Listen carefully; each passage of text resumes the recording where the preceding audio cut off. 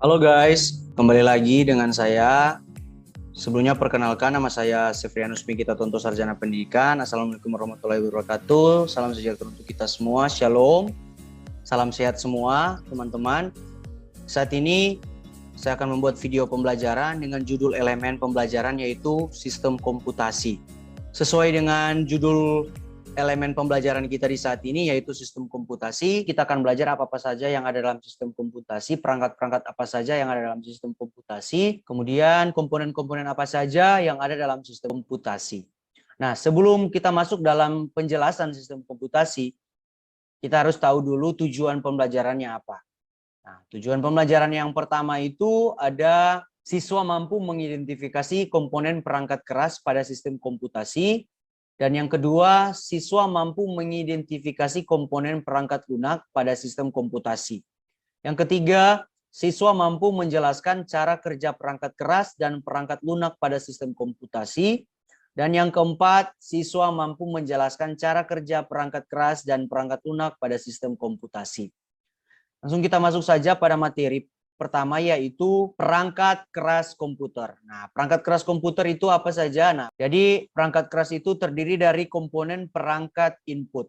Perangkat input komputer itu atau perangkat masukan adalah perangkat yang digunakan untuk memasukkan beberapa data dan memberikan beberapa perintah pada komputer untuk diproses lebih lanjut. Apa-apa saja komponen-komponen pada perangkat input? Yang pertama itu seperti di layar itu ada keyboard. Nah, keyboard ini atau papan ketik merupakan salah satu perangkat masukan atau input pengolah data yang terhubung dengan komputer. Dan yang kedua ada mouse. Seperti kita lihat pada gambar di saat ini, mouse. Mouse ini dia memiliki fungsi untuk perpindahan pointer atau kursor. Perangkat ketiga yaitu ada touchpad ini.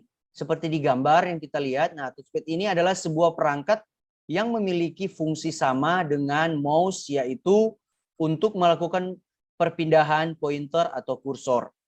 Kemudian yang keempat ada scanner. Nah, seperti di gambar saat ini, scanner ini adalah sebuah alat yang dapat berfungsi untuk menduplikasi atau menyalin gambar atau teks yang kemudian disimpan ke dalam memori komputer.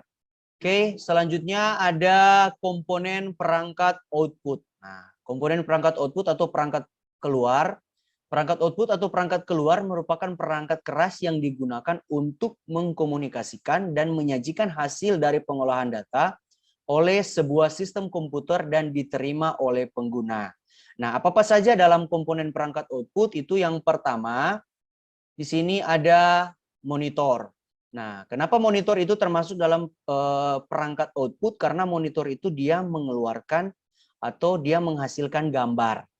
Terus yang kedua, ada printer. Nah, kenapa printer itu termasuk dalam perangkat output? Karena dia mengubah dari digital menjadi dokumen. Dalam kata lain itu perangkat yang digunakan untuk menampilkan data berupa teks, gambar, atau grafik dalam bentuk cetakan lembar pada kertas. Kemudian yang ketiga itu ada proyektor. Proyektor ini atau proyektor ini merupakan alat yang biasa digunakan untuk presentasi. Nah, perangkat ini dihubungkan dari komputer menggunakan kabel VGA atau HDMI untuk menampilkan apa yang ada pada monitor ke suatu screen atau layar ataupun dinding. Kemudian yang keempat itu ada speaker. Nah, kenapa speaker ini dia termasuk dalam sistem output? Karena speaker ini dia mengeluarkan suara. Kemudian komponen perangkat proses. Nah, komponen perangkat proses itu perangkat proses adalah sebuah perintah yang dikerjakan oleh komputer di mana operasi data, aritmatik, dan logika dari kumpulan data berjalan. Nah, komponen-komponen perangkat proses ini apa-apa saja, yaitu yang pertama di sini ada CPU atau Central Processing Unit. Jadi kalau komputer bisa jalan itu semua dari CPU atau Central Processing Unit. Kemudian yang kedua itu ada Random Access Memory atau RAM. Nah, RAM ini adalah tempat di dalam komputer di mana sistem operasi atau program aplikasi dan data yang sedang berjalan dan digunakan akan disimpan membantu kerja prosesor untuk dapat mengakses dengan lebih cepat. Nah, seperti ini gambarnya untuk RAM. Kemudian ada Video Graphic Array atau VGA. Nah, ini juga istilah dari VGA ini juga sering digunakan untuk mengacu kepada resolusi layar ataupun apapun jenis perangkat keras VGA-nya. Kemudian yang keempat itu ada motherboard. Nah, motherboard ini adalah, ini seperti di gambar ini, motherboard ini dia adalah saraf pusat dalam sistem komputer. Jadi dia adalah papan tumpuan dalam komputer. Kemudian ada komponen perangkat media penyimpanan. Ini ada hard drive. Ini yang pertama ada PATA. Nah, PATA ini adalah Parallel Advanced Technology Attachment. Nah, jadi ini PATA ini dia menggunakan kabel 40 atau 80 kawat dengan konektor 40 pin. Kemudian yang kedua ada SATA. SATA ini dia adalah Serial Advanced Technology Attachment. Ini SATA ini menggunakan konektor sangat berbeda dengan PATA. Kenapa? Karena SATA juga menggunakan adaptor daya yang berbeda dari PATA. Perbedaan utama antara hard disk jenis SATA ini lebih kecil dan tipis dibanding dengan PATA, sehingga lebih fleksibel bentuknya. Kemudian ada SSD. SSD ini adalah Solid State Drives. Ini adalah salah satu jenis hard drive terbaru yang sangat populer. Ini adalah seperti di gambar, ini ada SSD. Ini perbedaan SSD dengan jenis sebelumnya adalah hard drive ini, yang satu ini tidak terlebih dari komponen yang bergerak. SSD ini menggunakan semikonduktor sebagai fungsi dalam penyimpanan data. Juga SSD ini memiliki karakteristik di mana tidak ada komponen yang bergerak, sehingga SSD mampu bekerja jauh lebih cepat dan kemungkinan terjadi kerusakan terjadi lebih kecil. Kemudian ada optical drive. Nah, optical drive ini seperti di gambar di bawah, ada optical drive, ada USB, ada flash disk. Nah, untuk USB sendiri yang sudah kita tahu bersama bahwa USB itu atau flash disk yang sering kita gunakan itu untuk tempat penyimpanan. Flash drive ini juga biasanya berukuran kecil, ringan, serta bisa dibaca dan ditulis dengan mudah. Nah, kapasitas yang tersedia untuk USB flash drive ini mulai dari 8 GB sampai 512 GB. Kemudian ada perangkat lunak komputer. Nah, perangkat lunak komputer itu dia terdiri dari sistem operasi. Nah, sistem operasi adalah perangkat lunak sistem yang mengelola perangkat keras komputer, sumber daya perangkat lunak, dan menyediakan layanan umum untuk program komputer. Nah, apa-apa saja sistem operasi itu? Yang pertama itu ada Windows. Nah, seperti kita lihat saat ini, Windows ini adalah sebuah sistem operasi yang sangat terkenal dan paling banyak digunakan terutama bagi pengguna di Indonesia. Nah, yang kedua, sistem operasi yang kedua itu ada Linux. Nah, seperti gambar di saat ini Linux.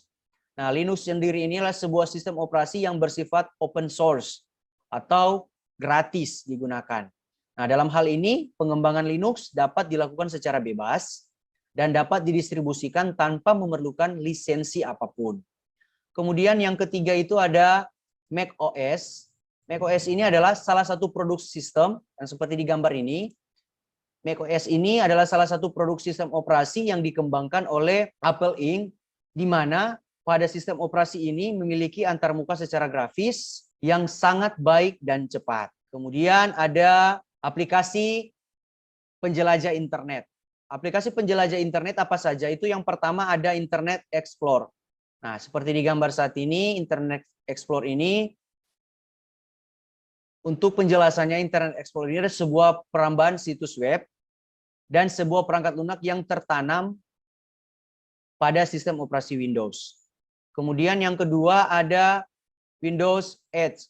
Nah, Windows Edge ini perambahan situs web yang dikembangkan oleh Microsoft dan sama dengan perambahan Windows Internet Explorer, di mana Microsoft Edge ini juga termasuk dalam sistem operasi Windows. Namun pengguna juga bisa menggunakan perambahan Microsoft Edge ini pada piranti atau smartphone. Nah, ini adalah gambar untuk Windows Edge. Terus yang ketiga ada Google Chrome. Nah, ini gambarnya Google Chrome. Google Chrome ini perambahan situs web yang dikembangkan oleh Google. Nah, perambahan ini biasa digunakan di semua sistem operasi seperti Windows, Linux, ada juga Mac OS, bahkan saat ini sistem operasi Chrome OS ini telah dirilis. Nah, Google Chrome ini sering menjadi rekomendasi pengguna perambahan karena layanan dan kemampuan yang lebih fleksibel dan stabil dibanding perambahan lain. Selanjutnya, yang keempat ada Mozilla Firefox. Nah, Mozilla Firefox ini dia dikembangkan oleh Yayasan Mozilla. Oke.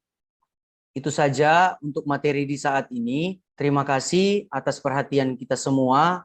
Mohon maaf apabila ada salah kata. Assalamualaikum warahmatullahi wabarakatuh. Shalom, salam sehat. Tuhan memberkati.